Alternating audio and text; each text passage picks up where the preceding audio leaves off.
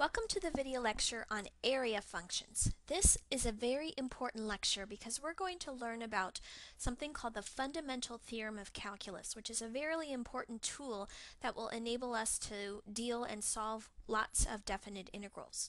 Now, before we get to that, let's talk about something called area functions. We're going to start with a function f of x that's continuous on the interval a to b, and x is some number between a and b, then what we can say is that f of x is continuous on the interval a to x and therefore integrable on a to x. So if f is continuous on that interval, then that means it's going to have an integral on that same interval. So suppose that we have the integral from a to x of f of t dt. Now remember what this physically represents. This is the area under the curve f of x, or f of t in this case, starting at a and going up to x. So your a value, sometimes that's called your base point, is where you start, and we're going up to some x value over here, and this integral represents this shaded area under that curve. Okay, so this integral from a to x of f of t dt is the area under f from a to x. Now what happens to this integral when x changes? So if x moves to the right, what happens to that area under that curve? Well, it's going to get bigger, right? And if x gets closer to a, then that area is going to get smaller. So as x changes, this area changes as well. So as x changes, the area, and therefore this integral, changes as well. And it could get bigger or smaller. This integral from a to x of f of t dt is called an area function. So we're thinking of a as being a fixed number like 1 or 2 or 3, and x is actually a variable that can move around, and as it moves to the left or to the right, you're creating various areas underneath that curve, and that's creating an area function. So for example, let's let capital G of x be this area function, starting at our base point of a and going up to x and calculating that area under f of x, or f of t. What is G of a going to be? Well, according to our formula here, G of x is the integral from a to x. So this variable here matches that upper bound up here. So if I want G of a, then that means this a is going to be my upper bound up here, and my lower bound is also a. So what would be the area under f from a to a? Well, since we're not moving anywhere, we're starting at a and stopping at a, there's no area. So this is actually going to equal to 0. Okay? So let's evaluate and see if we can come up with some area functions for various f's. So let's start with the function f equal to 3. And let's assume that x is positive, and I want to come up with a formula for the area function g that calculates the area under this function f, under 3, from 0 to x. So let's draw that picture. Now the function equal to 3, that's just a constant function. That's a horizontal line at a height of 3. So that means we're going to be dealing with a function that looks just like that. That's our f. Now our base point here is 0. So that means we're starting our count of our area at 0. And we're going to assume that x is positive. So x is going to be somewhere over here to the right. So we want this area right here. Now x can move, so this area is going to constantly be changing, but can we come up with a formula for what that area would have to represent? Yeah, we just have to come up with a formula for the area of this rectangle right here. So what would be the area of that rectangle? Well, it's just going to be, for the formula for area of a rectangle, length times width. So what's the length of this? What's this length going across here? That's just a distance of x, And what's our width going up here? Well, this function goes up as high as 3. So this is constantly a height of 3. And x times 3 would just be 3x. So that is our area function. So if you tell me to stop when x is 1, then I could just plug in 1 into this formula, and that would tell me the area is just 3. If I want you to stop at 2, then 3 times 2 would be 6, so the area would be 6 units, and so forth. So you give me the x, and I can tell you the area for any value of x. Now, in this case, we assumed that x was positive. What happens if we assume that x is negative? So if we're assuming that x is negative here, let's draw a picture of what this would look like. So we're going to have our constant function still at a height of 3, and our base point is still 0, but this time we're assuming that x is a negative number, so it's going to be somewhere over here on the left. And we're still talking about the shape of a rectangle. So to calculate this area function, what we'd want to do is figure out the area of this rectangle going over here to the left. Now, if you look at these bounds on this area function g, this says start at 0 and go up to x. But if we're assuming that x is a negative number, like -2, for example, then this would kind of be backwards, where we're saying start at 0 and go up to a -2. Well, we can't really do that because x is negative. So in this context, the x is smaller than the 0. So to make this integral have proper bounds so that the smaller number, the x, is on the bottom and the bigger number, the 0, is on the top, we can flip it around. But we had one of these properties of integrals that we've talked about in a previous lecture that says if you switch or flip those bounds around, you have to counterbalance by a negative. So I'm going to do that because we're assuming here that x is a negative number, so it would be smaller than 0. So now let's calculate this area function going from the left to the right, and we're going to have this extra negative floating out front. Now, what would be this width going across here? The distance wants to be sort of that x, but remember, x is negative. So in order to use a positive distance, we actually are going to want the opposite of x. In other words, we're doing the right endpoint 0 minus the left endpoint x, and 0 minus x is just negative x. And if x is negative, then its opposite will become positive.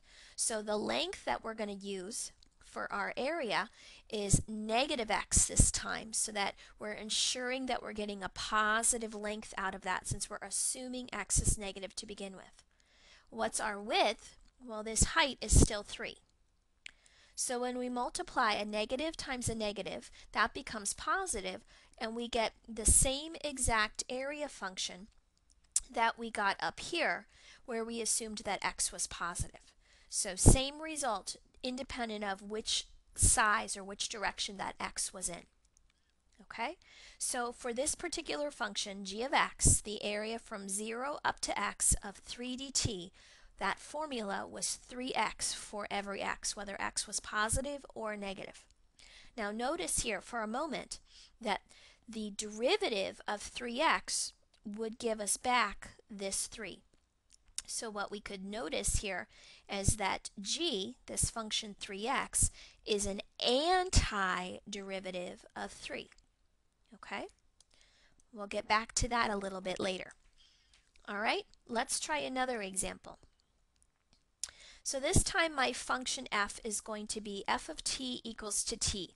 Now, one thing I haven't mentioned yet here is, why do I keep using t for this function? Well, that's just because normally when we do area functions, we want our area function to be a function of x, so we're using the x up here and here. And to use x's inside here as well would be a little bit too confusing, because we would be using x's in a couple of different places that would have different meanings. So we just sort of create what's called a dummy variable, this t, to represent our function, so that we're using different variables in different contexts. So this function, if it helps you, think of it as f of x equals x, but in the context of our integral, we're going to call it f of t, or f of t equals t, just so that we don't have x's in so many different places. Okay, so what would the graph of f of x equals x or f of t equals t look like? Well, that's just a linear function. F of x equals x is a line that goes through the origin with a slope of 1. So it's just this diagonal line like that. So that's our f of t equals to t. Now we want for our area function that base point to be 0 again, so that would be right here at the origin. And we want to go up to x, and we're going to assume x is positive. So somewhere over here to the right. So that's this area right here that we're trying to calculate a formula for. So this is the area of a triangle. And area of a triangle formula is 1/2 base times height. So what is this base down here going to be? Well, the right endpoint minus the left endpoint would just be x minus 0, or x. So the base has a distance of x. What would be the height here? Well, look at our function here. This function is f of t equals to t. In other words, it's the same as y equals to x. That's that line, or f of x equals to x, depending on which variable you like to think in terms of. But this is just the line y equals x. So if I'm looking at an input of x, then f of x will be x right back again. In other words, the height, or the y value, is exactly the same as whatever the x value is. So if I go over x, then I have to go up x as well. So this height right here is also an x.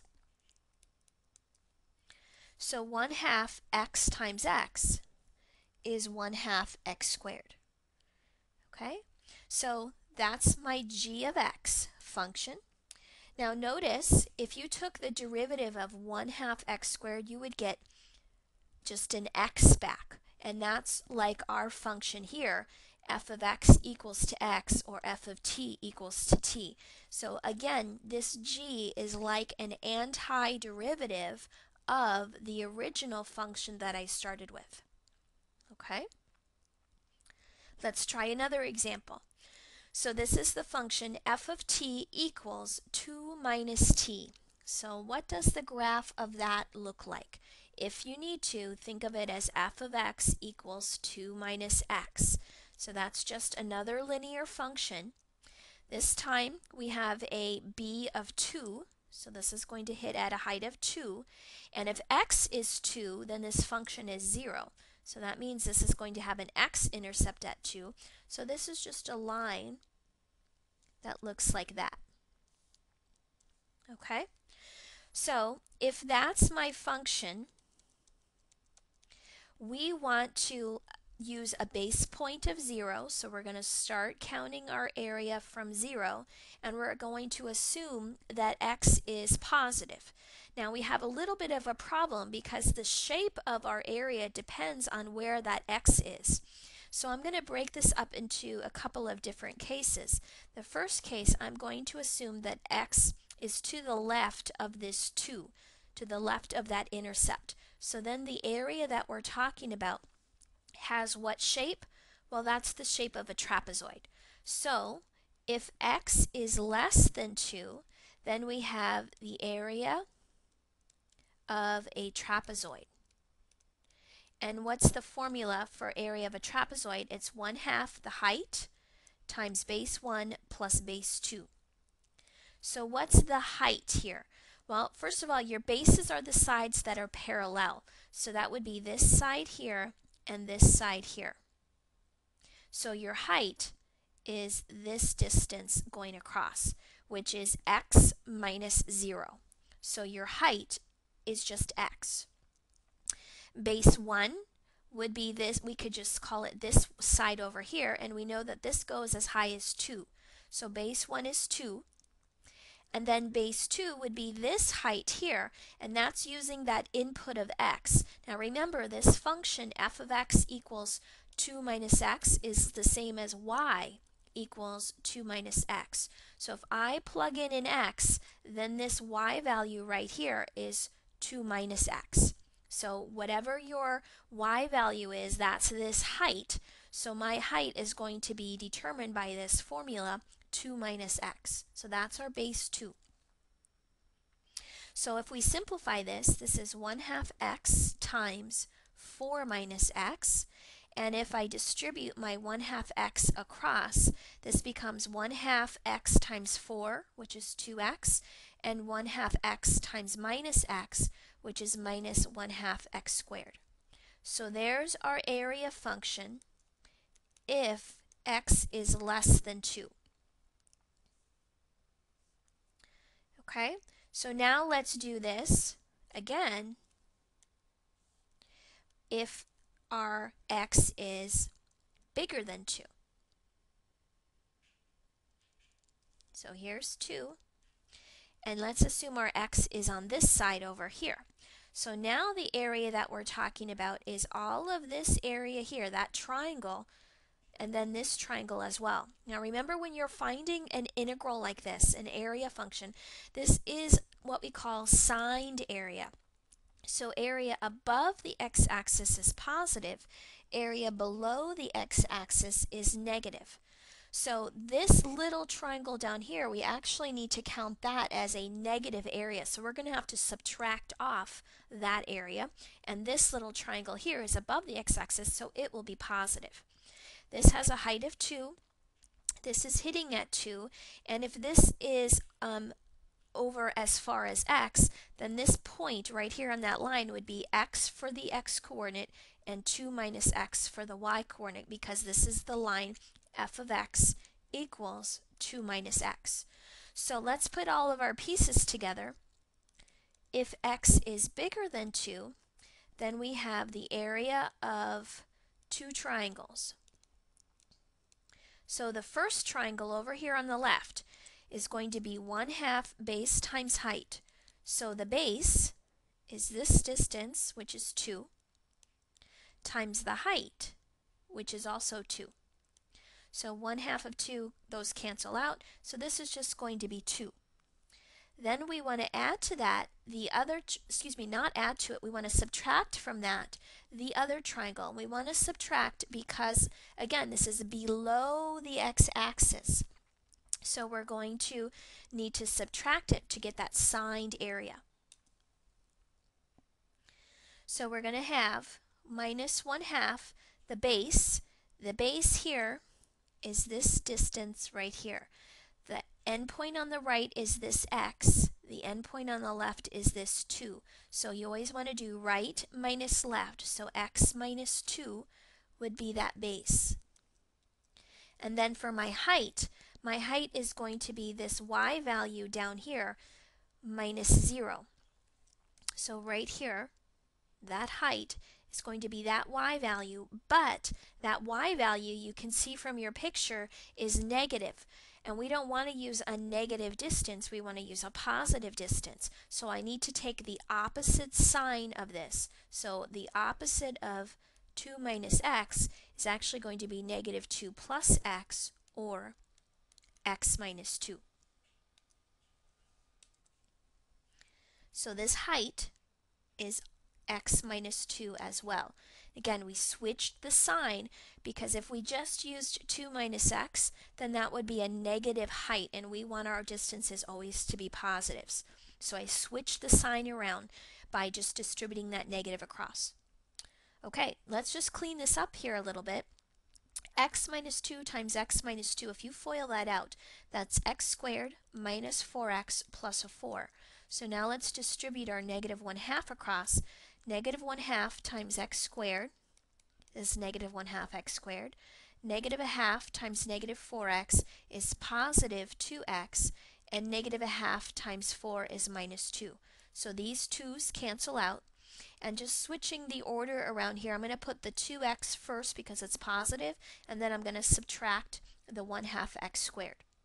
So here's our area function, and this is the formula that we get if x is greater than 2.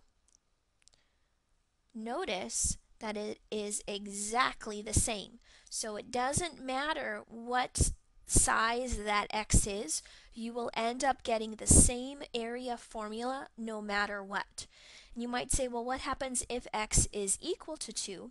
Well, then that's just going to be this triangle right here, 1/2 base times height, and that was this 2 right here. And you would get that same formula if you plugged in 2 into this formula. So to cut down on the amount of work, you don't always have to look at all these different cases because the end formula will work for any size x that you use. Okay, let's try this same graph again. F of t equals 2 minus t. So that's our line that has a y-intercept at 2 and an x-intercept at 2. But this time what I'm going to change is that base point. Now instead of starting at 0, I want to start at 1. And I want to start counting my area from there. And we're going to choose our x to be anything you want. And as we saw from the last example, whether you choose that x to be less than 2 or greater than 2 is going to give you the same formula. So to make our lives easier, let's just pick our x to be less than 2. And I know that to the right of 2, I'll still get the same area function. So I'm not going to waste my time showing you both, since I know that it will be the same. So if I do it to the left of 2, then this shape is just a trapezoid again. So the area of a trapezoid formula is 1/2 the base time, 1/2 the height times the base 1 plus the base 2. Okay? Now remember, we're on the line f of t equals 2 minus t, or if you prefer, f of x equals 2 minus x. So this point right here has an x value of x, and the y value is just that formula, 2 minus x. This point up here has an x value of 1, and if you were to plug 1 into this formula, 2 minus 1 is 1. So this point is also 1. Okay, so what is my height? Well, my height is this horizontal distance going across. The endpoint on the right is this x. The endpoint on the left is that 1. So when you subtract right minus left, that horizontal distance is x minus 1. Base 1 is this height right here, which we said goes as high as 1. And then base 2 is this height right here, which goes as high as whatever that y value is, which according to our formula is 2 minus x. Okay, so now we have all the pieces. Let's clean it up a little bit here. We're going to get an x minus 1, and then inside here we're going to get 3 minus x. If we FOIL this out, we're going to get 3x minus x squared minus 3 plus x, and all of that is being multiplied by 1/2. Let me add my like terms here first. 3x plus x is 4x. So when I distribute my 1/2 across, 1/2 of 4x is 2x, 1/2 of minus x squared is minus 1/2 x squared, and 1/2 times minus 3 is minus 3/2. So here's our area function.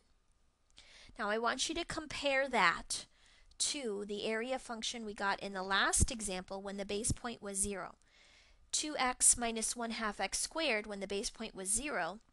2x minus 1/2 x squared minus 3/2 when the base point was 1. So the only difference between the two solutions is this one has this extra constant on the end because our base point was not a 0.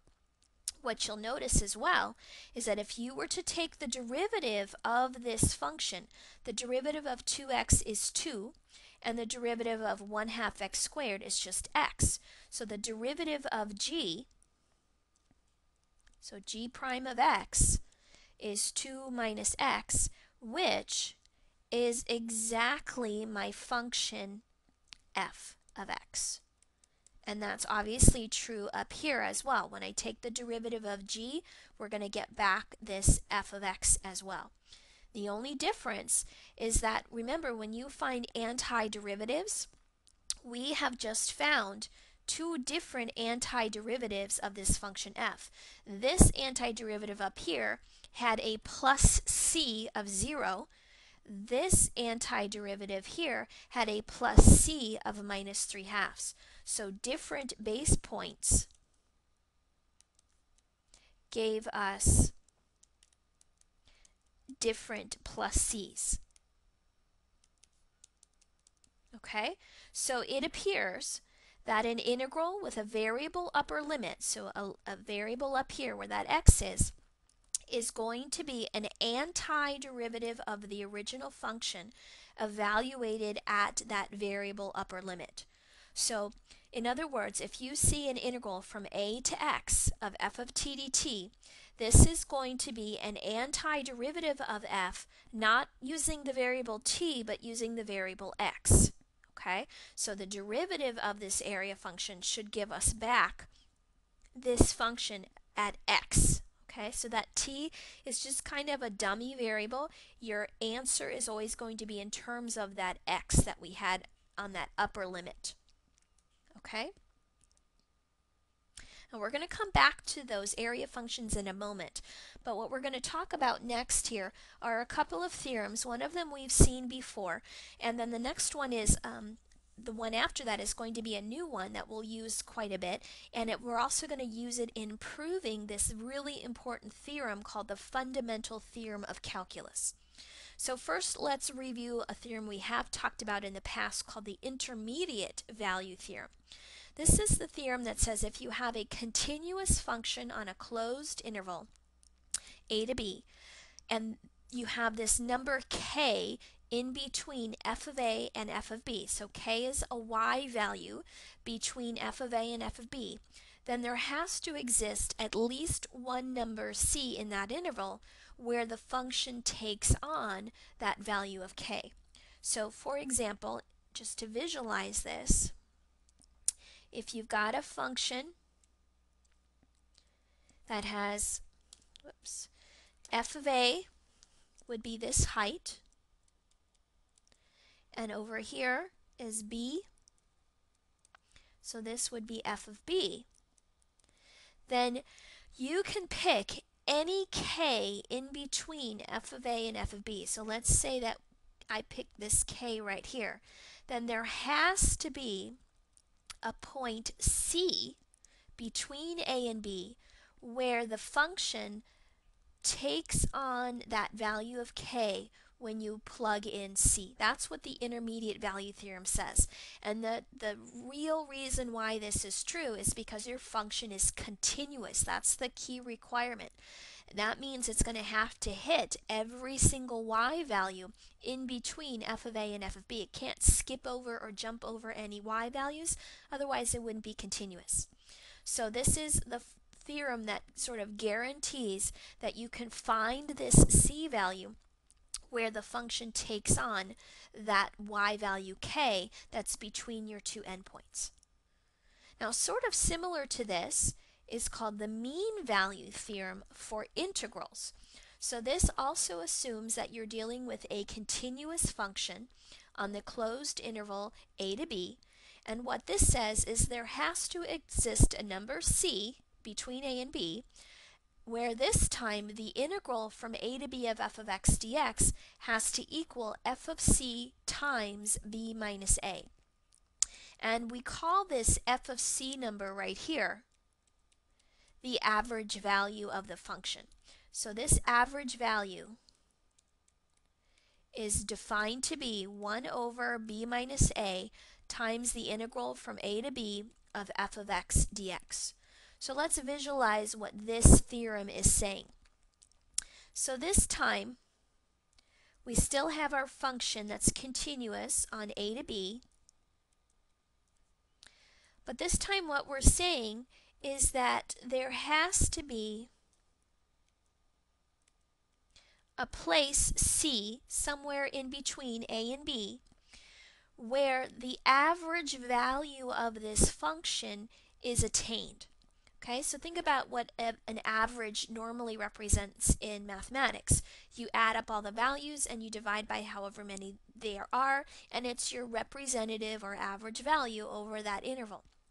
Well, it's hard to add up all of these y values because there's an infinite number of them. So this is sort of our way of doing that. What would be the average value that this function takes on between a and b? You might sort of visualize that it's somewhere in the middle, somewhere right around here, and that average value is this f of c. So there has to be a place where that function takes on that average value. And what this theorem is saying is that this area from a to b of f of x dx, which would be this area under the curve, has to equal the area of the rectangle created by this height f of c. So think about this blue rectangle. What would be its area? Well, its width going across is b minus a, and its height going up is however high this f of c is. So this is just length times width for that rectangle. And what this theorem is saying is the area of this blue rectangle has to equal the area underneath the curve. So the area under f, which we know the exact area under f is given by a definite integral. The integral from a to b of f of x dx. So this rectangle needs to equal this curvy area, and you can kind of see how that might work because this little piece of the rectangle that's above the curve sort of overestimates your area, but then you're missing out this little piece here to kind of counterbalance that. So in the end, the two areas end up matching each other. Now if you equate these two areas, the area of the rectangle with the true area under the curve, you can solve this for f of c by just dividing both sides by this b minus a. So that's why you get this formula up here. You can see it either written, the integral from a to b of f of x dx all over b minus a, or sometimes we just take that 1 over b minus a and put it out front, like that our formula is written in our theorem. So this is called your average value of your function. It's the average y value that your function takes on between a and b. And it's the place where the area of that rectangle that you construct is equal to the area under the curve. Okay, now that we know that what that theorem says, the mean value theorem for integrals, we're going to use it in our proof of the fundamental theorem of calculus. And this is the theorem that really ties together our two major branches of calculus, derivatives and integrals. So this is how we connect these two together, and that's why the two different branches together make up calculus, because they are related to each other. So this is what the fundamental theorem of calculus says, and it actually comes in two parts. So first, let's suppose that our function f of x is continuous on a closed interval a to b. Then we can say that if the function g of x, defined by this area function notation, so the area under f from a up to x, for every x in that interval, that area function is an antiderivative of f on that interval. So we kind of came to that conclusion ourselves when we practiced finding a few area functions. But this theorem actually proves that that is always going to be the case. Now think about what an antiderivative means. If we say that capital G is an antiderivative of little f, that means g prime of x is equal to little f. So what would be g prime of x? If g is defined to be this integral, then g prime of x is like taking the derivative of that integral. So this is an alternative version of this fundamental theorem of calculus part 1. This is a different notation. We could say the same result in this notation, that the derivative of the integral from a to x of f of t dt is just going to give you back f of x. And you can sort of see why that might be true, because derivatives and integrals undo each other. So they're going to kind of cancel each other out, giving you back this function that you started with. The only difference is we're going to be plugging that x in there instead of that t. So the derivative and the integral cancel each other out, giving you back that original function. So that's the FTC Part 1, Fundamental Theorem of Calculus Part 1. Okay? The derivative of an integral gives you back that original function, or an area function is just an antiderivative of f. Now Part 2 says, and this is the one that's going to be useful for us when we're trying to evaluate definite integrals.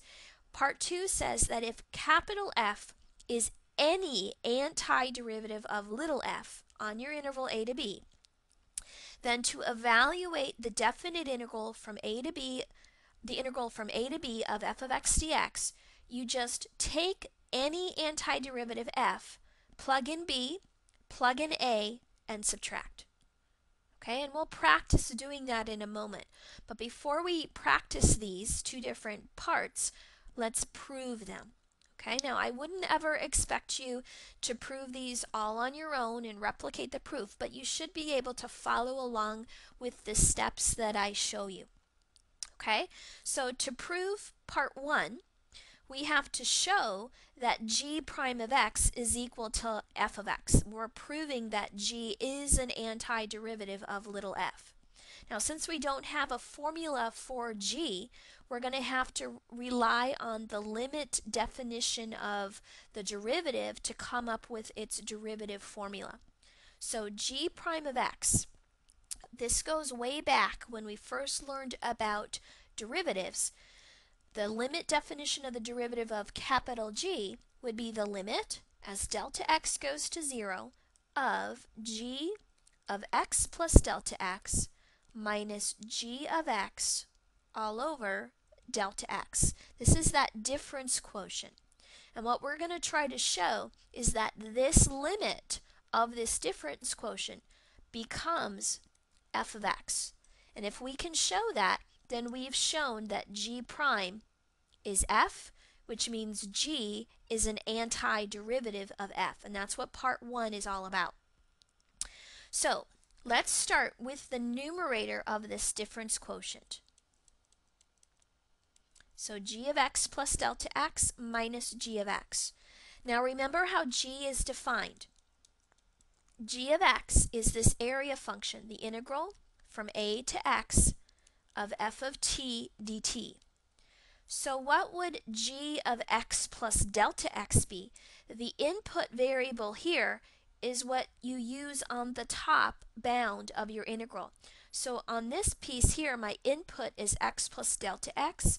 So that is going to be what I use for my upper limit, my upper bound on this area function.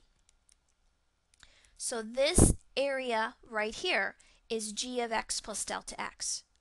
And then I want to subtract from that g of x, which is going to be the same integral, but now we just use an x for that upper limit because that's my input.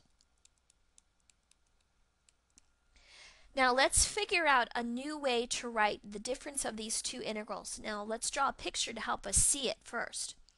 Suppose this is my function f. My base point is a. X might be somewhere over here, and x plus delta x would be a little bit to the right of that x. So this first integral says we're going from a all the way to x plus delta x. So all of this area here. Then the second integral says we're going just from a to x, which would be this red piece. But what are we doing with these two areas? We're subtracting them. So what area are you going to be left with when you go all the way over to here, but then you subtract off the stuff in red? You're actually just getting this little stripe of area right here, which is the area from x to x plus delta x. So what I can do is I can rewrite this difference of two integrals as the area from x 2x plus delta x. And this comes from that property of integrals that we've talked about in a previous lecture. Okay? Now, that's our g of x plus delta x minus g of x. That's the numerator of our difference quotient. Now we want to divide all this by delta x. So this is like saying 1 over delta x times the integral from x to x plus delta x of f of t dt. Now notice that if you take this upper bound minus this lower bound, that difference is just delta x. So this integral right here is actually this average value right here. Our a is the x, our b is the x plus delta x. So when you do b minus a, you just get delta x back again. So what we're going to use at this point is the result of that mean value theorem, which says by the mean value theorem for integrals, there has to exist a value c in between this interval x up to x plus delta x such that f of c equals this 1 over delta x times the integral of x up to x plus delta x of f of t dt. So there has to be some value c between x and x plus delta x where it attains that average value. So this whole right side is going to equal some f of c.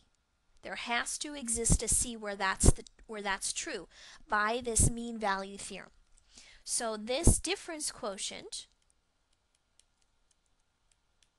we're now saying, takes on the value of f of c. Now the last thing we want to do with this difference quotient is we want to take its limit. When you take its limit, that's going to turn this difference quotient into a derivative. So let's take the limit as delta x goes to 0 of the left side and the right side.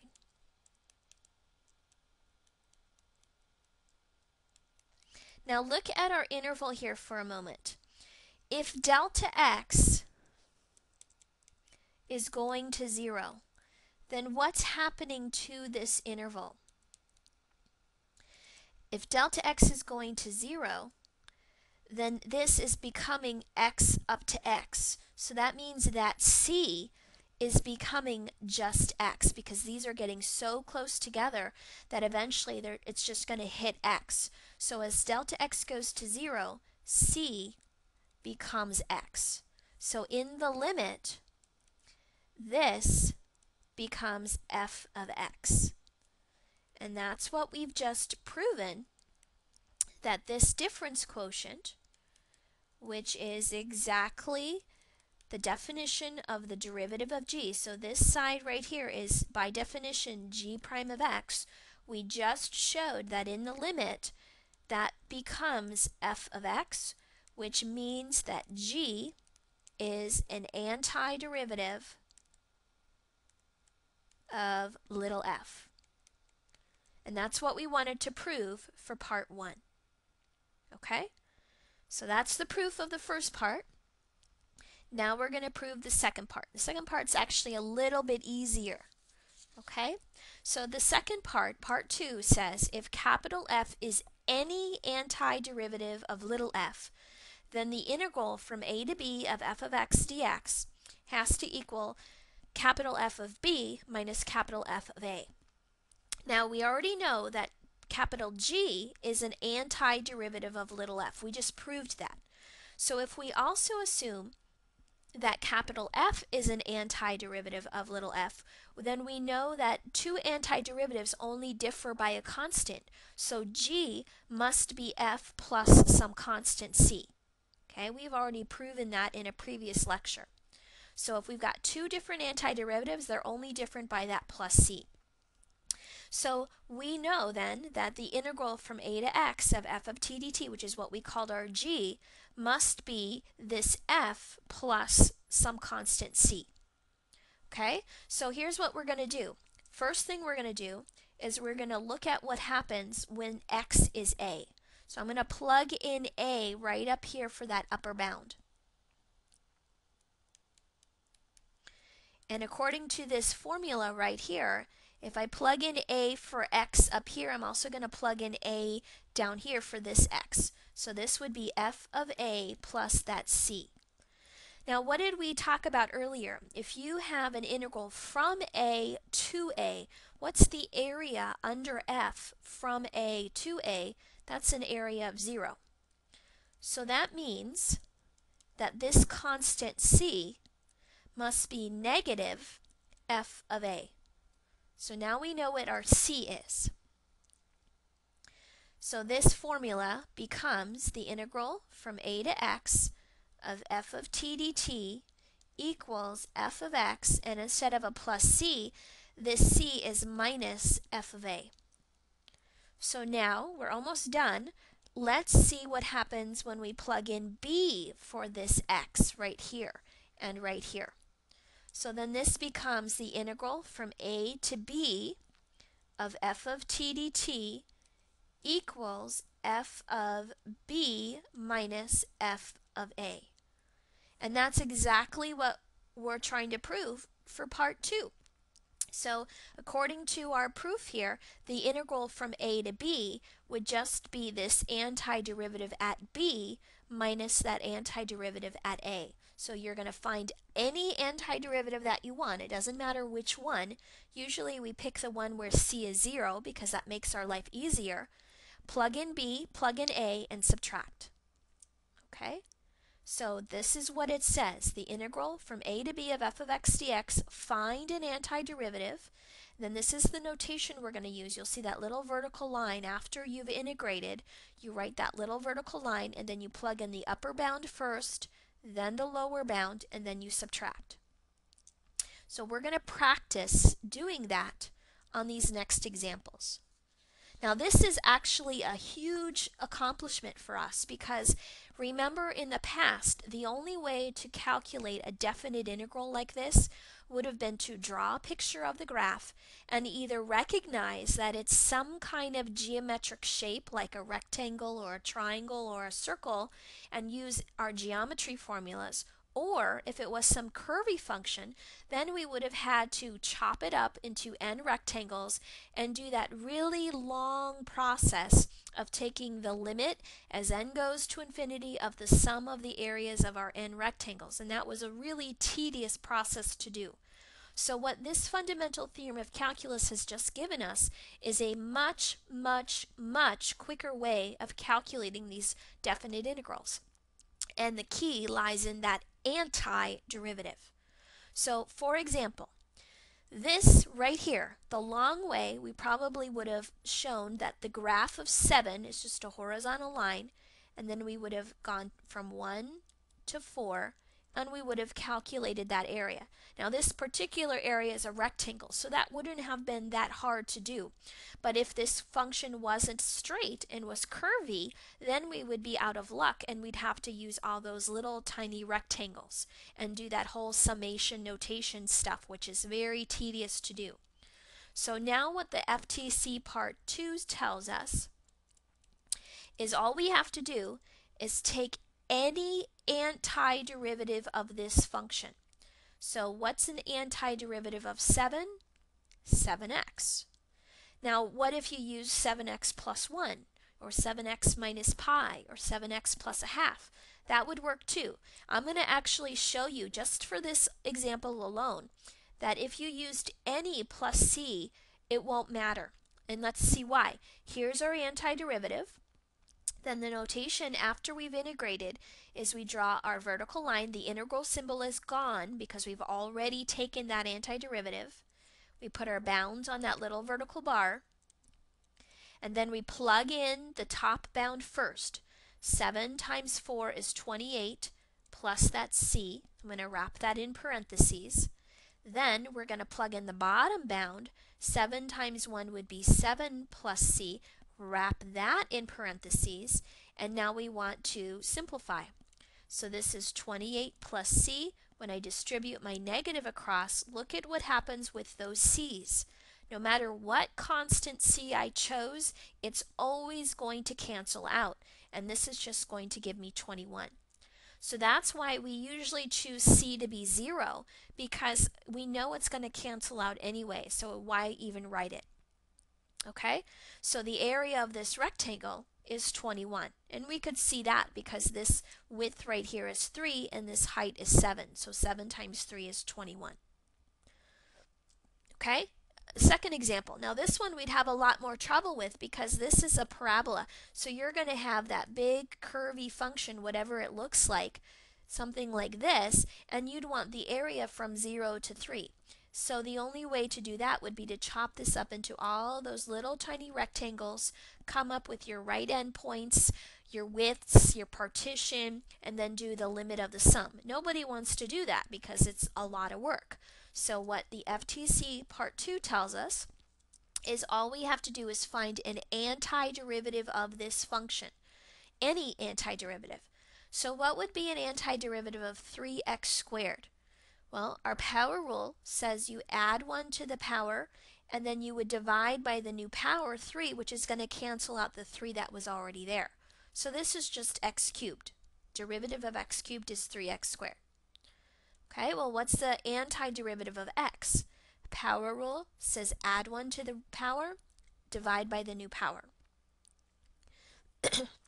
What's an antiderivative of negative 2? Negative 2 stays put. And antiderivative of just a constant is that constant times x. So this is just going to be a minus 2x. I don't need to put a plus c on this if you have bounds. If there were no bounds, then you'd put a plus c. But if there are bounds, we're going to draw that vertical line and we're going to plug them in. So 3 cubed is 27. 3 squared is 9, so this will be 9 halves.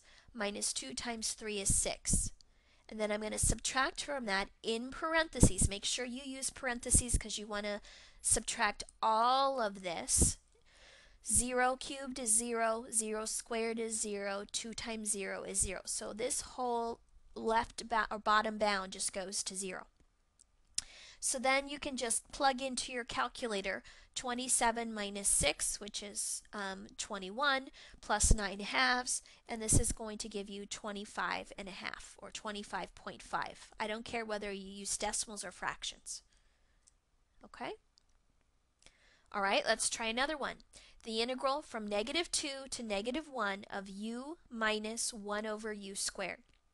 So in order to do this, we need to be able to find an antiderivative of this function. So I don't have an antiderivative rule for quotients, so I'm going to rewrite this guy using a negative exponent, u to the negative 2. Now I can use my power rule on both of these.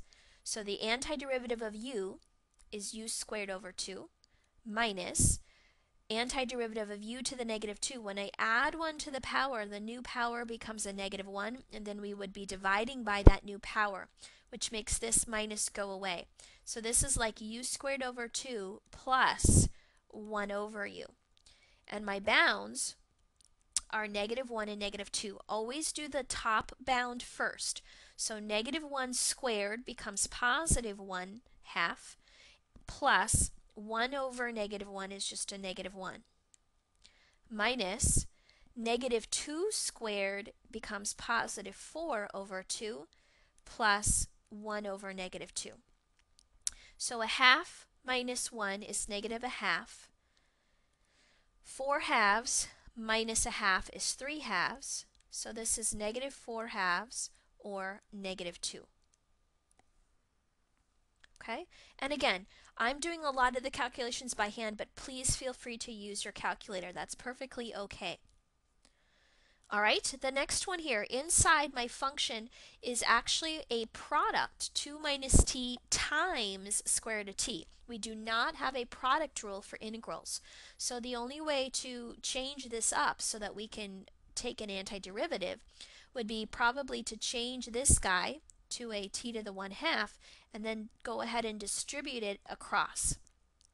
So this becomes 2t to the 1/2 minus t, when you add powers, this is like a t to the first times a t to the 1/2. 1 plus a half is 3/2.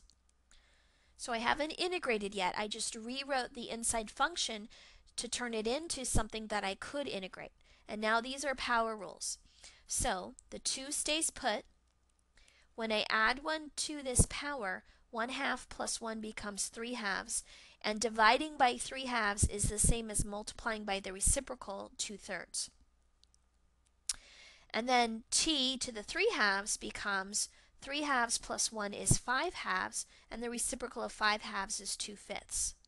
So this is 4t to the 3/2 over 3 minus 2/5 t to the 5/2 from 0 to 2. So when I plug in 2, we're going to get 2 to the 3/2 times that 4/3 minus 2 to the 5/2 times that 2/5. When you plug in 0 into both of these, they both become 0. Now this is something I would definitely do on my calculator because you're going to be getting square roots of 2's involved there. So just as an approximation, the decimal value of this is approximately 1.5085. Okay? All right, this next example is a tough one, a trickier one, because absolute value does not have a nice derivative and antiderivative rule. You have to treat it a little bit more carefully. So let's start by thinking about and realizing that x squared minus 4x plus 3, that factors into x minus 3, x minus 1, which means the graph of x squared minus 4x plus 3, that's a parabola. And since these have zeros at 1 and 3, then the parabola has zeros at 1 and 3. So the graph would look something kind of like this before I put in that absolute value. Now what happens when you take the absolute value of this graph? Any piece of the graph that was negative, which would be this little lower piece, flips over the x-axis like that. And now this piece would be gone. Okay, so that's what the graph of the absolute value looks like. Okay, I'm going to leave that piece in just to remind us that it's between 1 and 3 where this graph does become negative. So since we don't have any antiderivative or derivative rules for absolute value functions, we're going to need to eliminate these absolute value symbols and get them out of there so that we can turn it into something that we do have integral rules for. And the trick to doing that is to breaking this up into pieces. We want the area under this from 0, which would be here, up to 4, which would be over here. So we want this area, and this area. Okay? Those are all positive areas when you're talking about the absolute value function. But how would that be different if I just ignored the absolute value altogether? That wouldn't give me the same answer because the original parabola dipped down below that x-axis. So this little region right here would actually have a negative area. So what we're going to do is we're going to do sort of this idea, but I'm going to chop it up into each of these 3 different regions, and I'm going to correct the fact that this area actually wants to be negative by putting a minus in front to flip it up and make it become positive area, because we know that in the true absolute value picture I should just be adding 3 positive areas together. This plus, and this plus. So here's how I do it. This first region right here goes from 0 to 1. Now is that parabola area positive originally? Yes. So I don't need to worry about flipping it up. It's already going to give me a positive answer. The next region right here would be from 1 to 3 of this parabola. Now if I just left this just like this, then that is actually going to give me a negative answer because it would be this black shaded area below that x-axis. But because we're taking an absolute value, we want to flip that over and turn it into a positive area. So all I have to do to correct the fact that this really wants to be negative is change that plus to a minus. And now this negative integral will become positive because I'm changing the sign in front of it to make it become plus. Then the last region over here picks up at 3 and goes to 4, and that part of the parabola is already positive, so I don't need to flip anything because it already has the right sign that I'm looking for. So by putting in that minus, this will be a plus, and a plus, and we'll get all three regions that we're looking for.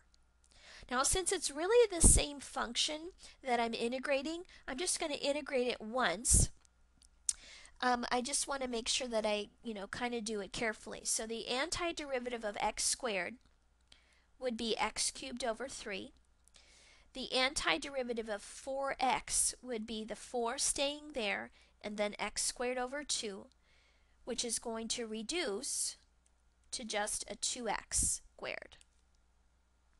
And then the antiderivative of 3 is 3x. So we want to do that from 0 to 1. We want to do the opposite of that from 1 to 3. And then we want to do that regular antiderivative from 3 to 4. Okay, so if we plug in 1 into this first one, we're going to get a third minus 2 plus 3. And if we plug in 0, we're just going to get 0. Then we want minus, I'm going to use brackets here. When I plug in 3, 3 cubed is 27. 27 divided by 3 is 9. 3 squared is 9. 9 times 2 is 18. And 3 times 3 is 9. That's the 3 plugged in. Then I need to subtract from that the 1 plugged in. So that'll be 1/3 minus 2 plus 3. And then I want to plug in 4. 4 cubed over 3 minus 4 squared times 2. So that's 32 plus 3 times 4 is 12. And then I'm subtracting from that the 3 plugged in, which is 9 minus 2 times 9, or 18, I'll just write it as an 18, plus 9. Okay, so 9 plus 9 is 18. 18 minus 18 is 0. So this is actually 0, and this is actually 0. When I distribute this negative across, this becomes a third plus 1. This minus and this minus cancel. So this also becomes a third plus 1. And then this one over here is 64/3 minus 32 plus 12. It's going to be minus 20.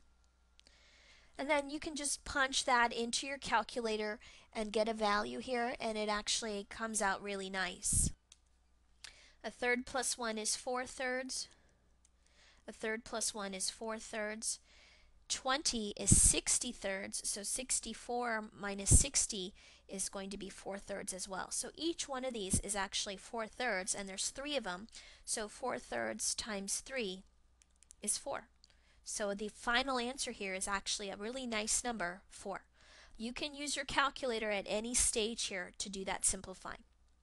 Okay, so when you're dealing with absolute values, there's no direct antiderivative. What you need to do is draw a picture, find out anywhere over that interval where the function should normally be negative, and take its opposite sign to make it turn positive, and leave all the positive ones alone because they will be okay to begin with.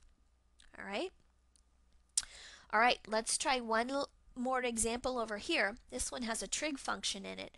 So we want the integral from negative pi over 2 to pi over 2 of 2t plus cosine t dt. So we start by finding an antiderivative. What function has 2t as its derivative? That's just t squared. Plus, what function has cosine t as its derivative? That would be sine t, and you don't need any negatives there, because the derivative of sine is positive cosine. So we don't need any minus signs. And now we just go and we plug in our bounds. So we're going to get pi over 2 squared, which is pi squared over 4, plus sine of pi over 2, minus negative pi over 2 squared also becomes pi squared over 4, plus sine of minus pi over 2. Sine of pi over 2 is 1. Sine of minus pi over 2, that's like the same as 3 pi over 2, would be negative 1. So when I distribute my minus sign across, this is pi squared over 4 plus 1. This becomes minus pi squared over 4, and a minus times that minus becomes plus 1. These cancel out, and we just get 2. Okay? All right. Determine the area of the region having the given boundaries. So this is like finding the area between two curves. Our first curve here is this parabola, negative x squared plus 3x. If you factor out an x from that, you're going to get negative x plus 3. So this has zeros at 0 and 3. So this is a parabola that goes through 0 and 3, and it points down because this is a negative. So it's going to look like a parabola something like this. Y equals 0 is just the x-axis. So what's the area between these two curves? That's just this area right here, which is just the area under this curve to that x-axis, which by definition is just the integral of that function. Since we're going to the x-axis, that's what this definite integral calculates. But we need to know what bounds we want to use, and we want to go from this 0 to this 3, because that's where it intersects. So 0 to 3. So the area between these two curves is exactly this definite integral. So how do we find it? We take an antiderivative. So the antiderivative of negative x squared is negative x cubed over 3 plus the 3 stays put, and the x becomes x squared over 2. So when I plug in 3 cubed is 27, 27 over 3 is 9, so this is negative 9 plus 3 times 3 squared is 27 halves. And if I plug in 0, both of these become 0. So negative 9 is negative 18 halves plus 27 halves. So this is going to be 9 halves, or 4.5. And that's a positive answer, which we would have expected because this is a positive area above that x-axis. Okay, next example here. This is going to go back to that mean value theorem or average value formula that we came up with. We want to find the value of c guaranteed by the mean value theorem for integrals if the function f is 9 over x cubed on the interval 1 to 3. So this mean value theorem for integrals basically said again that there has to exist a c over our interval, which in this problem is 1 to 3, such that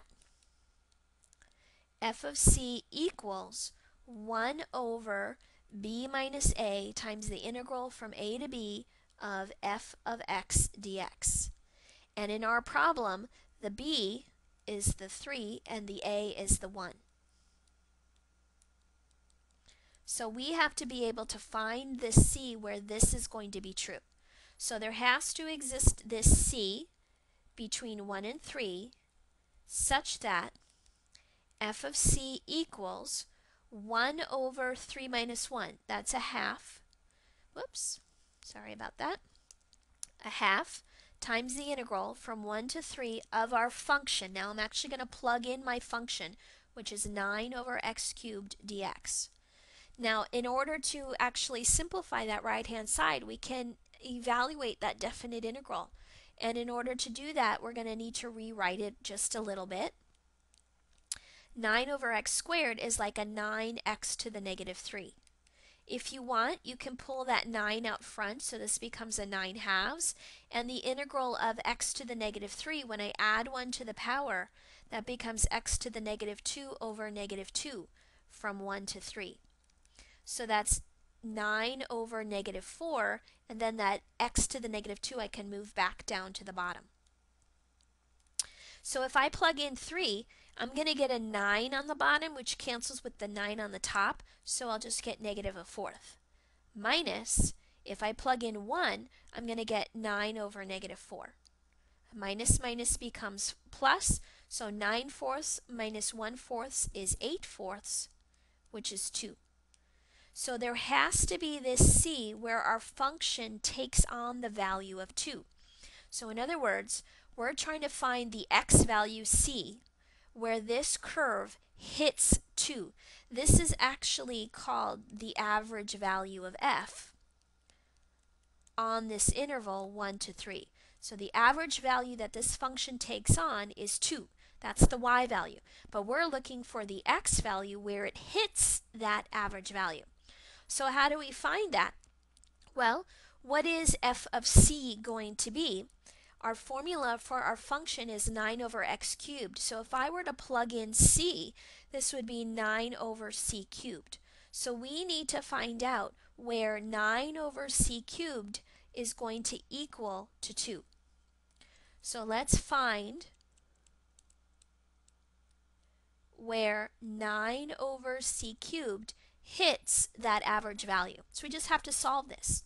So let's multiply that c cubed to the other side. Then I'm going to divide by 2. And then I'm just going to take a cube root of both sides to undo my cube.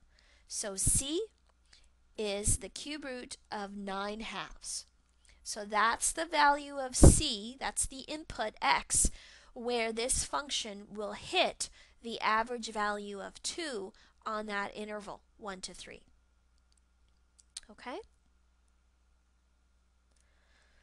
All right, now we're going to go back to that fundamental theorem of calculus, but instead of using part 2, where we find that antiderivative and then we plug in the upper bound minus the lower bound, now we're actually going to use the fundamental theorem of calculus part 1. And remember what this FTC part 1 says. It says that the derivative of this integral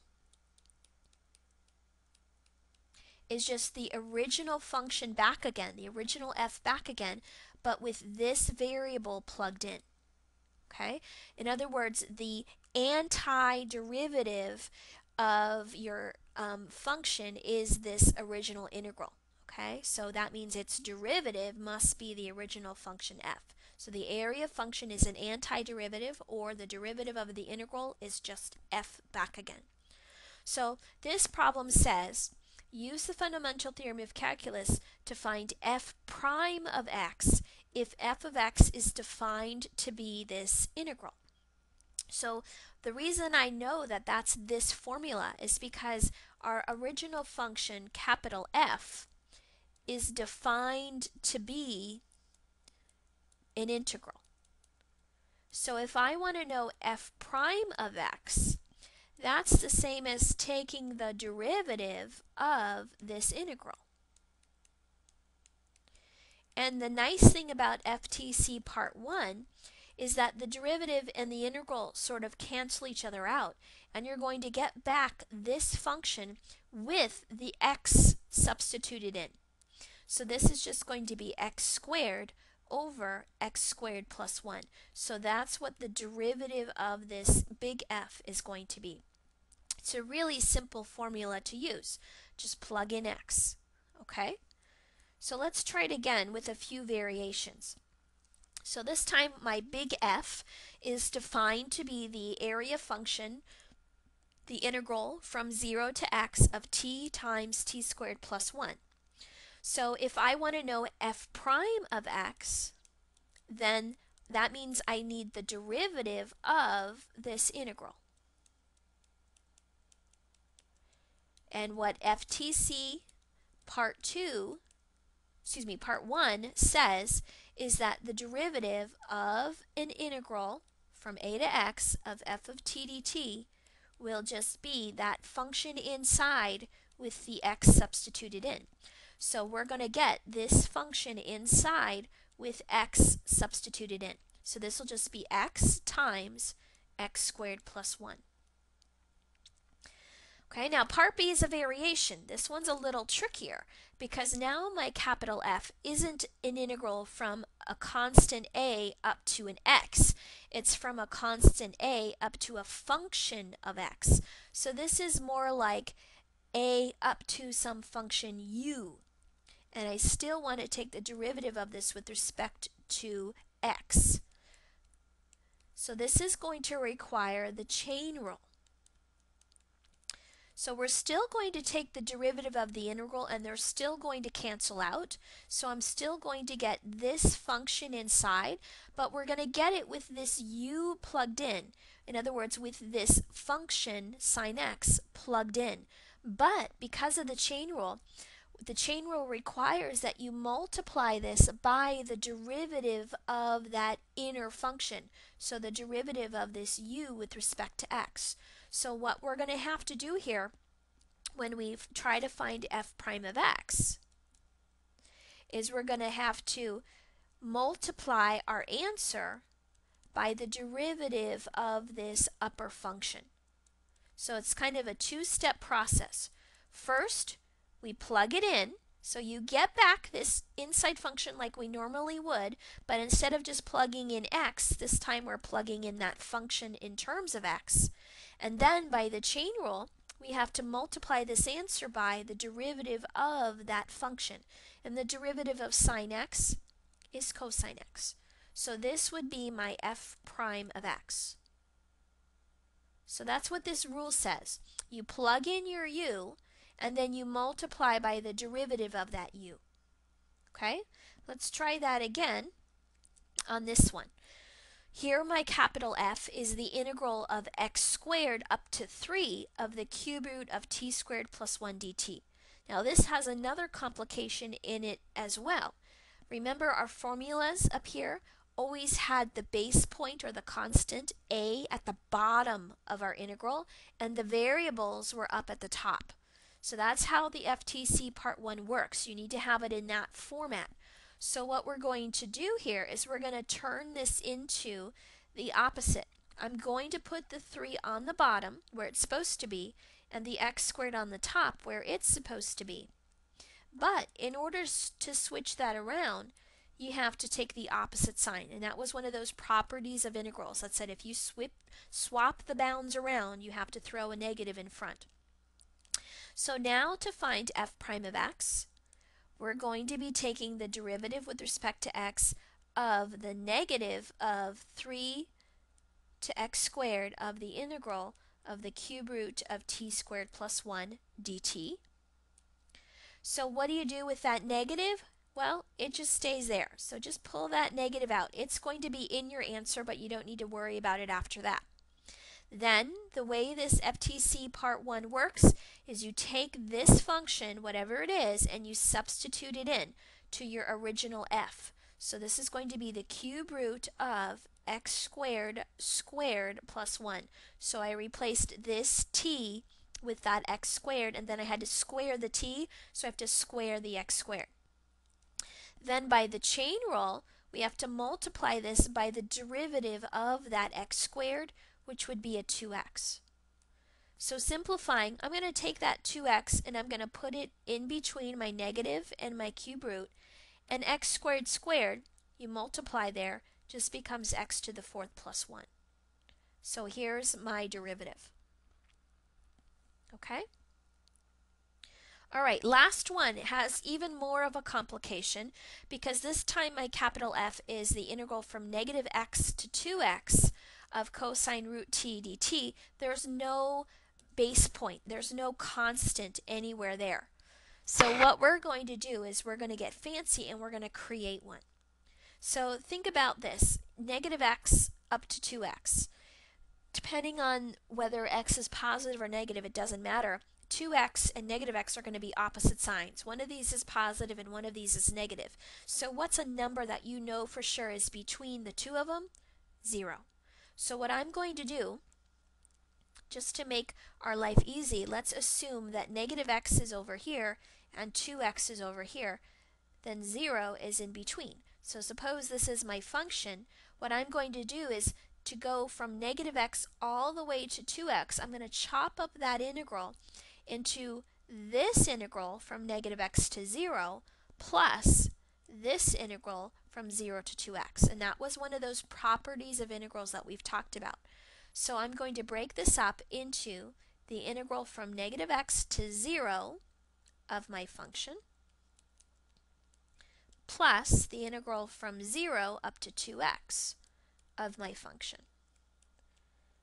Now this one, I don't like it because the constant is on the top. So to use FTC part 1, you need that base point to be on the bottom. So let's flip it. This is 0, this is minus x, but we have to put our minus out front because we're flipping those bounds around.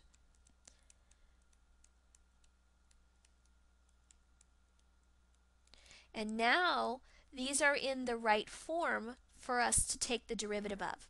So if I want the derivative of this first one and the derivative of this second one in order to get f prime of x, what would they turn into? Well, this negative stays put, and then you're going to get back this function with negative x plugged in. So this would be cosine of square root of negative x times the derivative of negative x, which is a negative 1. Let's do that again on the second function. So the derivative of an integral, they're going to cancel out, so you're going to get back this function with a 2x plugged in. So this becomes cosine of square root of 2x, and then because of the chain rule, we have to multiply this by the derivative of 2x, which would just be 2. So cleaning it up, minus minus becomes plus, so this is cosine of square root of negative x plus 2 cosine of square root of 2x. Now just notice here that if you had taken the derivative of this integral directly, sort of using the combination of FTC part 1 and part 2, you would probably think that you could just take this upper bound and plug it in and then use the chain rule and multiply that by that derivative of 2x, which is 2, and then subtract this lower bound plugged in. So that would be cosine of square root of negative x times the derivative of negative x, which is a negative 1, and this minus become plus. So what you would get if you had just sort of plugged in the upper bound minus the lower bound, just like we do with FTC part 2, notice you get the same answer. So you could go through all the fancy work of breaking it up, putting in that 0 constant bound just to be formal about it, but you're actually going to get the same result as just plugging in the upper bound using the chain rule minus plugging in the bottom bound using the chain rule. So you could do this as a shortcut. All right, the next several problems that we're going to look at all are very similar. They're going to be dealing with this idea of that area function again, along with that fundamental theorem of calculus. So here what we have is the graph of f. This is the graph of f below. And what we want is the integral of from 1 to 3 of f prime of x dx. So think about what that would be. If you wanted to evaluate this, you would need to find an antiderivative of f prime of x. So what function has f prime as its derivative? Well, that would just be f. The derivative of f is f prime. So the integral of f prime is just f, but we have some bounds here. So according to FTC part 2, we plug in the top bound minus the bottom bound. Now what does this graph have to do with anything? Well, if this is the graph of f, can we use that graph to tell what f of 3 is? Sure, because 3 is right here, so f of 3 is 1, 2, 3. This is a height of 3. So f of 3 is just 3, and f of 1, well here's 1, and this goes up at a height of 1, so f of 1 is 1, therefore 3 minus 1 is 2. So even though we didn't know anything about f prime of x, we just knew f, we could still come up with this integral. Okay? Now on this next one, we're going to let g of x be an area function, the area under f from 0 up to x, where f is this graph right here. So we want to estimate g of 0, g of 2, g of 4, g of 6, and g of 8. So these are asking for different areas under this graph. So g of 0 would be the integral from 0 up to this x value. And in this problem, that x value is 0. So what is the area under f from 0 to 0? Just 0. So now let's try g of 2. That would be the area from 0 up to 2 of f of t dt. So that's the area under this graph from 0, which would be right here, up to 2. So that's this area right here of that triangle. Well, since it's a triangle, we can find its area by doing 1/2. The base would be 2, and the height would be that 4. And I'm going to go ahead and use the -4 because we know that this is below the x-axis, so we should be getting a negative area. So either you put a minus out front and use 4, or you just use that negative height. And this is going to give me a -4 when I multiply all of that out. Okay, let's try it again for g of 4. So now we want the area from 0 up to 4 under this function. So to go to 4 would be to go all the way to here, so that's both of these triangles. And you can see from the symmetry that these two triangles have the same height and the same size. So if you already know the answer from 0 to 2 is -4, then the answer from 0 to 4 should be twice that. So let's just use some symmetry here, and that way we know that that integral must be -8. Okay, let's try g of 6. So that'll be the area from 0 to 6 under this function. Now 0 to 6 goes all the way to here. Okay, so that's going to be the area of all this red stuff. Now we already know this area down here is a -8. And now we're just going to add to it the area of this little trapezoid. I'll color it in blue so we can see it. So area of a trapezoid is 1/2 the height times base 1 plus base 2. So the height of this trapezoid, it goes, this would be your height down here from 4 to 6, which is 2. Base 1, sorry, I just said that wrong. Let me correct myself. I was looking at it sideways. Your bases, your parallel sides would be this one and this one. So your base 1 would be 2, and your base 2 would be this little distance here, which is from 5 to 6, which is a distance of 1. Your height would be this vertical distance going up, which is 4. So half of 4 is 2, and 2 plus 1 is 3. So this is going to be 6. So the total area is -2. All right, and then the last one here, g of 8, would be the area from 0 to 8. So we're going to take all the area that we already had, and now we're going to tack on this little area. So let's just take the 0 to 6 area, which we already know is -2, and let's add on this little piece here. And that little piece there is also a trapezoid. It's a little bit crooked in shape, but it's going to look something like this. Let me show it a little bit more clearly. So here's your 6, your 7, and your 8. So this is another trapezoid. It has this as its base and down here as its base.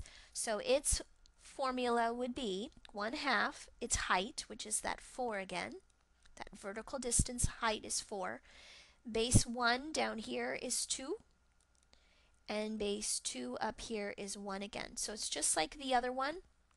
So it's going to have as its height 2 times 3 is 6, and -2 plus 6 is 4. So the whole area from 0 all the way to 8 is 4 units. Okay? All right, now the next question here, this is a new piece that's really important, and you're going to probably see a lot of questions like B and C and even D on some future homework assignments and tests and things like that. So this is asking for where is the function g, not f, but g, where is g increasing and decreasing? So not where is this graph increasing and decreasing, where is the area increasing and decreasing? Now, if you remember, g is defined to be this integral from 0 to x of f of t dt. Now, normally in the past, when we wanted to know whether or not a function was increasing or decreasing, what did we look at? We looked at the derivative, because if your function has a positive derivative, that means it increases, and if it has a negative derivative, that means you're decreasing. So we need to look at the derivative of this function g. So let's find g prime. Well, this is FTC part 1, because if g is this area function, then its derivative, the derivative of this integral, is just this function on the inside with x substituted in.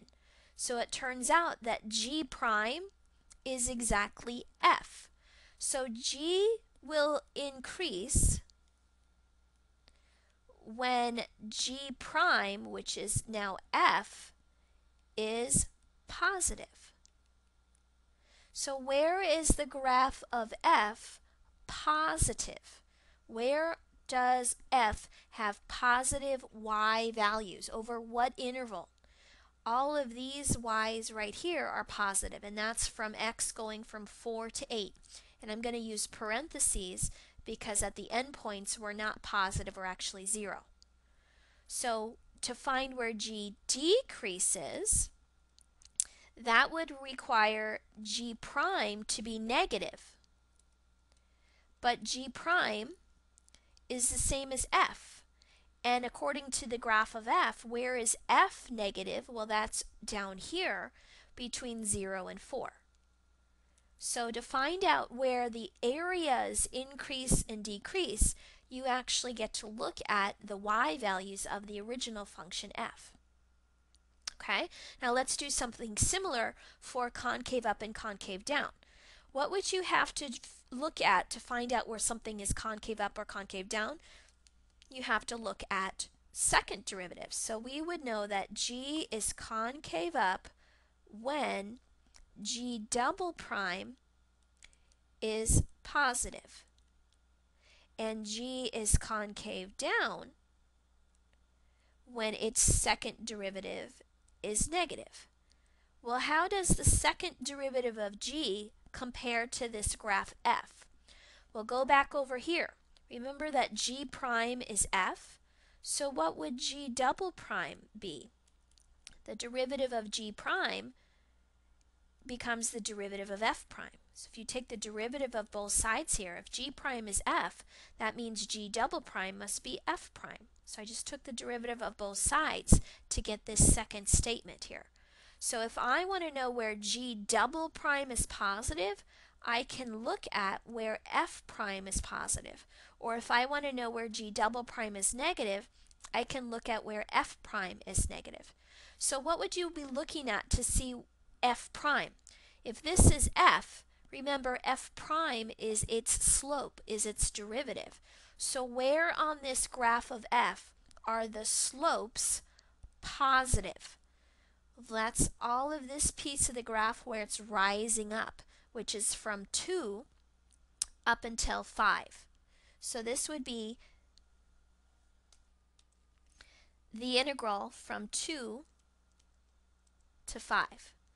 Where is your derivative negative? Where is this graph falling or decreasing? That's from 0 to 2, and also from 7 down to 8. Now, if you wanted to be really careful in particular, you might not say from 2 all the way to 5. You could say from 2 to 4, union 4 to 5. because right at 4 there might be something special happening in the graph. It's kind of hard to tell from this graph, but I would accept either answer. Okay, now the last part of this is to find any extrema of G. So what would you do when we talked about curve sketching? What did we look at to find out where you had extrema? Remember, extrema means maxes or mins. Well, we probably would use that first derivative test, which would be to look at the number line for G prime and put on it any critical points. Well, what is G prime again? G prime is F. So the critical points of G, remember critical points are where your derivative is 0 or d and e, that's going to be where F is 0 or d and e. So if you look at this graph of F, where is F 0 or d and e? Well, it's always defined. There's no places where it doesn't exist, but it hits 0 at 0, 4, and 8. So on my number line, I could put 0, 4, and 8. And I'm stopping and starting my number line at 0 and 8 because the graph doesn't exist to the left or to the right of those endpoints. Okay, now how do we tell what the signs are going to be? Well, we would plug in values. So we would need to see where G prime is positive, which means where F is positive, and where G prime is negative, which is where F is negative. So if you look at this number line, where is F positive? That was over here between 4 and 8. And where is F negative? That was over here from 0 to 4. So these would be my signs for my number line for G. So if you look at that, where does it go down and then up? Right at 4, that implies that we have a relative min at x equals to 4. Okay, so there's our extrema. We have a relative min at x equals 4. Okay, let's try another example here. This one says that the acceleration for a particle moving in a straight line is given by the acceleration function 2t minus 1. The initial velocity is v of 0 equal to negative 2 meters per second. Find v of t. So think about this. You're given acceleration. How do you get velocity from acceleration? You have to go backwards because the derivative of velocity is acceleration. So if we start with our acceleration function, we would need to find the antiderivative, or in other words, integrate this to find velocity. So I'm going to put some dt's on both sides, and I'm going to take the integral of both sides. So what function has acceleration as its derivative? That would be velocity. What's the antiderivative of 2t? That's t squared. What's the antiderivative of 1? That would be t. Notice that I do not have bounds here, so I'm going to put in my plus c because this is an indefinite integral. Now they did give me some initial conditions. That's this statement right here. So that's what I'm going to use to find the correct plus c. So if v of 0 equals negative 2, then negative 2 is your v and 0 is your t. So I'm going to put negative 2 on this side and 0 in for these t's. So this goes away. That means c is minus 2. So my velocity function is t squared minus t, and then the c is this minus 2. Okay, so there's my velocity function. Now notice the next two questions. They're very, very similar, but there is a distinction here. It says find the net change in position from time 0 to 3 seconds versus find the total distance traveled from t equals 0 to 3 seconds. So what's the difference between these? Well, keep in mind that velocity is your speed with direction. So if a velocity is positive, you're moving, say, to the right. If your velocity is negative, then you're moving to the left. And this velocity is a quadratic function. So it has potential for moving both positive and negatively. So what I would recommend before we answer either of these two questions is let's explore this velocity a little bit more. Let me factor it. T minus 2, t plus 1. So this has zeros at 2 and negative 1. So let's put this on a number line. Negative 1 and 2, and then my velocity function was this t minus 2 and t plus 1. So if I were to plug in something negative like negative 2 minus 2 would be minus, negative 2 plus 1 would be minus, so a minus times a minus is plus. So when our t is less than negative 1, we're moving in the positive direction. Let's plug in, say, 0. 0 minus 2 is negative, but 0 plus 1 is now positive. So when t is 0, I'm actually moving in the negative direction. If I plug in something bigger than 2, like 3, 3 minus 2 is plus, 3 plus 1 is plus, so now we're back to positive again. So if we're looking at the interval 0 to 3, at time 0 would be right here, and 3 would be over here. So at time 0, I'm actually moving in the negative direction until I get to time 2, and then I turn around and go in the positive direction until I get to time 3.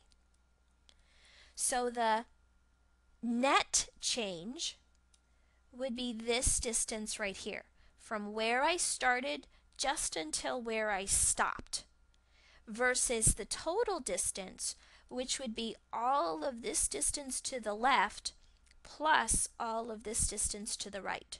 So that's going to be a much bigger amount, right? So how do we do each of these two different values? Well, the net change just looks at where you start and where you stop, and that's it. So that's exactly what our integral is going to do. It's going to be the integral from 0 to 3 of your function. Now we want net change in position, and how do you get position from velocity? You integrate. So position, net position, is going to be the integral of your velocity function. So that's going to be the integral from 0 to 3 of this t squared minus t minus 2 function. And that is t cubed over 3 minus t squared over 2 minus 2t. This time we do have bounds, so I don't need a plus c. I'm actually just going to plug in my upper bound, which will give me 9 minus 9 halves minus 6. And when I plug in 0, I'll just get 0. So this is going to be 3 minus 9 halves, which is 6 halves minus 9 halves, which is negative 3 halves, or negative 1.5. So my net change in position is negative 1.5 units. That's why we're a little bit to the left of where we started. Okay? Now to find the total distance, you have to be a little bit more careful, because total distance is also going to be the integral from 0 to 3, but it's not going to be of velocity, it's going to be of the absolute value of velocity, which is called speed. So ignoring the direction altogether. And we did an absolute value problem earlier today, and we're going to treat this the same way. Remember, this was going negative from 0 to 2, and then from 2 to 3 we turned around and went positive. So what we're going to do is we're going to break this up into an integral from 0 to 2 of this velocity function, t squared minus t minus 2, and then we're going to add to that the integral from 2 to 3 of that velocity function. But we have to think about the direction. When it's going negative, that would give me a negative position, and I want absolute value. So I want to make that become positive. So the only way to make that happen is just to throw a minus sign in front. So now, even though this would normally be a negative position, we are now making it positive, so we can count this as a positive distance. And then we're going to add to that this position over here, which would already be positive because we're going to the right. So any interval where the velocity would normally be negative, which in this case was from 0 to 2, you need to throw a minus sign in front of that integral. And if the velocity is normally positive over that interval, then you can just leave it as is. So if we integrate here, this minus stays out front. This becomes that t cubed over 3 minus t squared over 2 minus 2t, and we're going to be plugging in 0 to 2 into that. And then this one is t cubed over 3 minus t squared over 2 minus 2t, and we're plugging in from 2 to 3 into that. So when I plug in 2, I'll get 8/3 minus 2 squared is 4, 4 over 2 is 2, minus 4. I'm going to use a bracket here. And then when I plug in 0, all of these will become zeros. So this will actually go away. So when I distribute that negative across, this will be negative 8/3 plus a 2 plus a 4. And then for this one, when I plug in 3, I'm going to get that 9 minus 9/2 minus 6. And when I plug in 2, I'll get that 8/3 minus 2 minus 4. So this is going to be 9 minus 6 is 3 minus 9/2 minus 8/3 minus 6. And then, you can take it from here. I would just say punch that into your calculator. I'm not going to waste time trying to get common denominators everywhere. But this turns out to be 31/6 once you do get that common denominator, or as a decimal, 5.16 repeating. Okay, and notice that that's a nice positive answer, and it's much bigger than we got up here, because your total distance includes all the way to the left plus all the way to the right. Okay? All right, our last question. The following Riemann sum represents an area under a curve. The limit as n goes to infinity of the sum from 1 to n of 1 plus 2i over n quantity squared times 2 over n. Now these are those long, yucky, tedious little rectangle problems that I mentioned earlier that we try to avoid now that we have this fundamental theorem of calculus at our disposal. So what we're going to try to do here is, instead of plugging and chugging through this whole problem, we're going to try to convert this into the integral that it represents. So in order to do that, we need to remember that this part right here are the heights of our rectangle. These are our f of c sub i's, where your c sub I could either be a right endpoint or a left endpoint or something else altogether. This over here is typically your width. So you have your height times your width, which gives you area. We're summing up all n rectangles, and then to turn it into the exact area, we take the limit as n goes to infinity. So all that we need to do is to identify what our function is that we're integrating and what our interval is, so that we can figure out our bounds. We're trying to figure out what integral this should be. Now the delta x is going to turn into a dx, but we need to know what our function is and what our bounds are. So let's take a look at this f of ci. We know that that's this part of it, and we know that our width is this 2 over n. So let's think about what that tells us about our partition. If n is equal to, if I is equal to 1, then this would look like 1 plus 2 over n squared times 2 over n.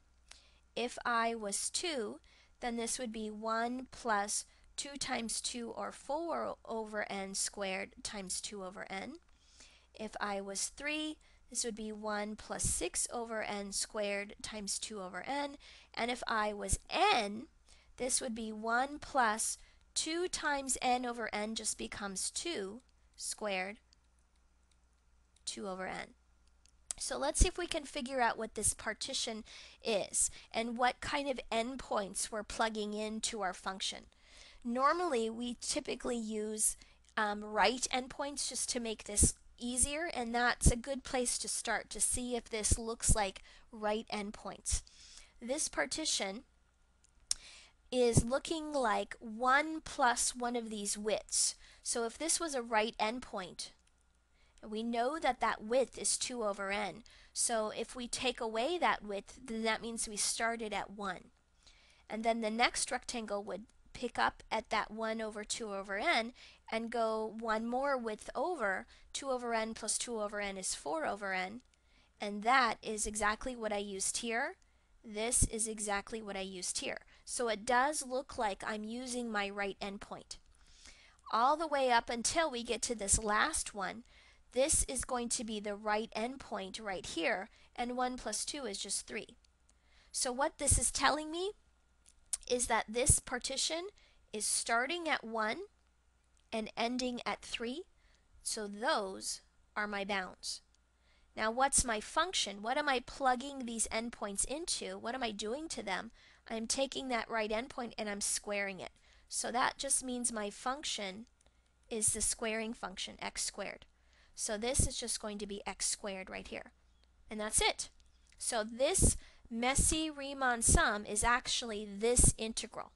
And in terms of an area, that's just the area under the x squared graph from 1 up to 3.